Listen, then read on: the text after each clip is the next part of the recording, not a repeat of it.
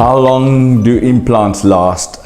This is probably the million-dollar question, and we get this asked every single time before we embark on a treatment with a patient. And we personally believe that it stems from the fact that this is not always the most comfortable treatments to go through, and of course it's expensive. So people want to know, if I'm going to invest in this type of treatment, obviously how long is this stuff going to last? There's no simple answer for that, and there's a long answer obviously, because every case and every scenario will obviously be very individual. It's going to depend on how much bone we've got left after teeth have been removed, how much soft tissue, in other words, how much gum is left to make this successful. Is it maybe just a single tooth that we've lost versus, of course, a whole top jaw, for instance? So all these type of factors are going to play a role.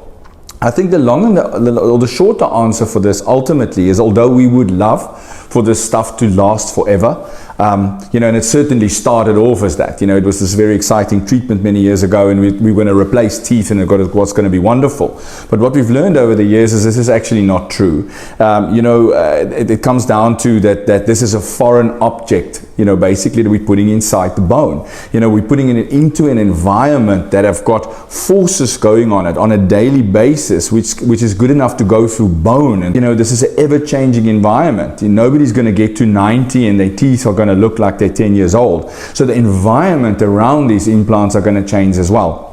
So the short answer is, unfortunately not. We need to understand that we have to prepare the patients. We need to be prepared for the fact that they probably won't last forever, and that this is an ideal way to replace missing teeth, but they might not last forever. And therefore, again, everything that we've done has changed. We're using smaller implants now. We're doing less invasive procedures to prepare the area. So in the case that if this thing fails, at least it's not a catastrophic failure. So yeah, unfortunately, unless of course you're 75 years old, then I can say maybe you'll have a lifetime guarantee. But if you're getting an implant at 25, there will be maintenance on these things. So best in the end is really just to take care of your teeth before implants become an option.